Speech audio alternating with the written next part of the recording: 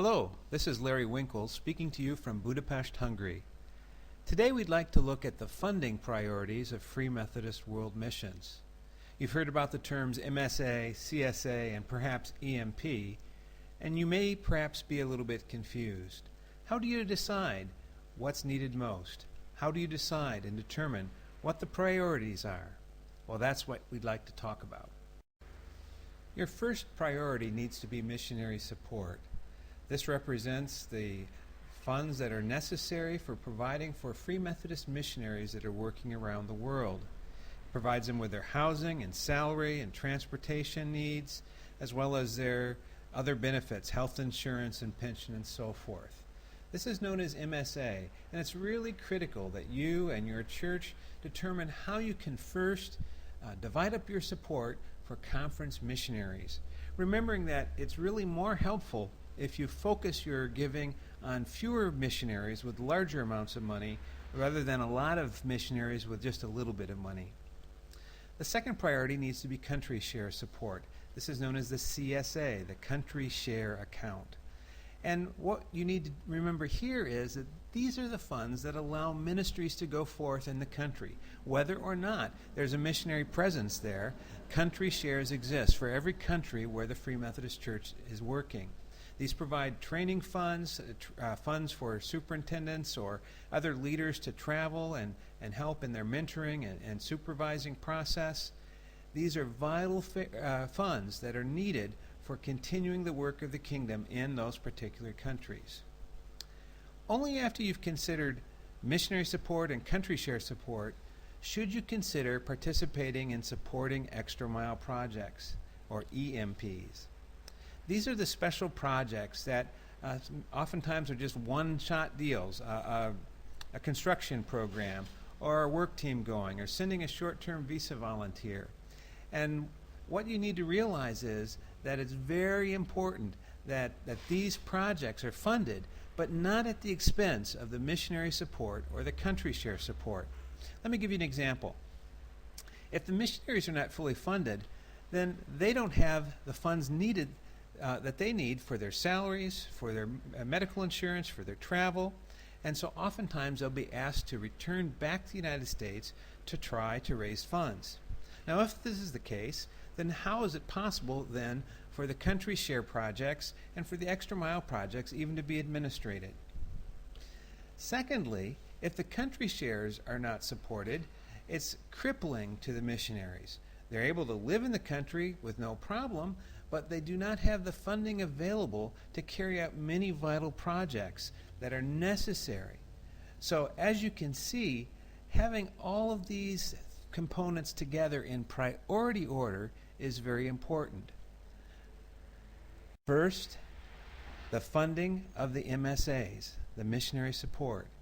Then, the funding of the country shares. And only after those have been achieved would we want you to consider funding extra mile projects.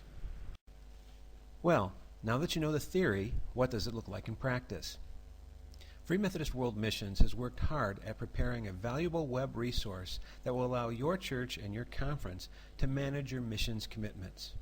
This is an example of the welcome page for a conference login, and you notice along the bottom of the screen that you see here are listed the missionary support accounts, then the country share accounts, and finally the extra mile projects.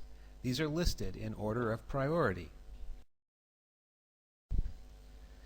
As we scroll down the page, we'll come to detailed listings about the missionary support accounts, the country share accounts, and the extra mile projects. The first section and the first priority is the missionary support accounts. In this section, we'll find detailed listings about missionaries that are linked to a particular church or conference. In this example, we're looking at a conference-wide listing of missionaries. Each missionary has information about their ministry budget, the commitments made towards that budget, their surplus and deficit, their fund balance, and their year-to-date giving. In this first example, we see a missionary that's in a great position because they have received commitments towards their ministry budget that are in excess of their need. So there's a small surplus of about $200. But you notice that there's a fund balance of zero, and in fact every missionary on this page has a fund balance of zero. That's because that funds will not accrue for individual missionary accounts until after January 1st, 2008, when the new funding system takes full effect. The second missionary on the list is in big trouble. They have no commitments towards their ministry budget, and so they have a great need. If you look at the third missionary on the list, you'll see one that's almost achieved their goal. They're just $700-800 short of reaching it. And the fourth missionary on the list is one that has made only small progress toward achieving their ministry budget goal. By looking at these detailed listings, you're going to be able to see where the greatest needs are and which missionaries are in need of particular assistance. The second section and the second priority is the country share accounts. Much the same type of information is given for each country share as is given for the missionaries. And you notice that every country on this particular list is underfunded. Their commitments do not even come close to matching the ministry budget. And so again, you can just take a quick glance at this list and see where the great needs are. As we scroll further down the page, we'll come to the Extra Mile Project section of the listing. This listing is a little bit different in format than the previous two sections. Here we'll see a listing and a brief description of each of the Extra Mile projects that are linked to this particular conference, in this example. And you'll notice that the column headings are a bit different. Not only do we see how much is needed, what the project goal is, but we can see specific amounts that have been contributed by this conference and then by the denomination as a whole. And so the final column tells us what the additional need is, how much money is needed until this project goal has been met. Now, in some cases, such as this third listing here, the annual project goal has not been entered in for some reason, so we don't know how much additional funding is needed. It is clear, however, that all of the giving that went to this Extra Mile project came from this particular conference, since the Your Year-to-Date Giving column matches the denominational giving column.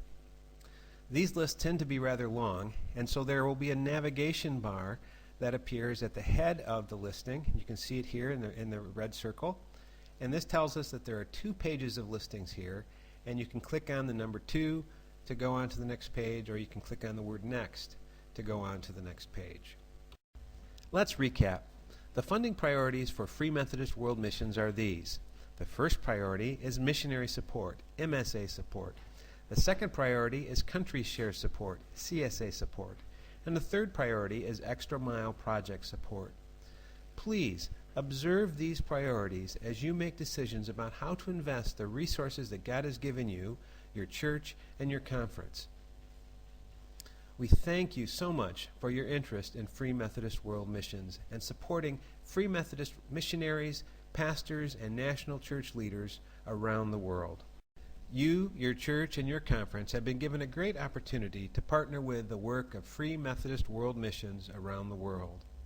Please take some time to get familiar with the valuable resource of the Missions Connect website.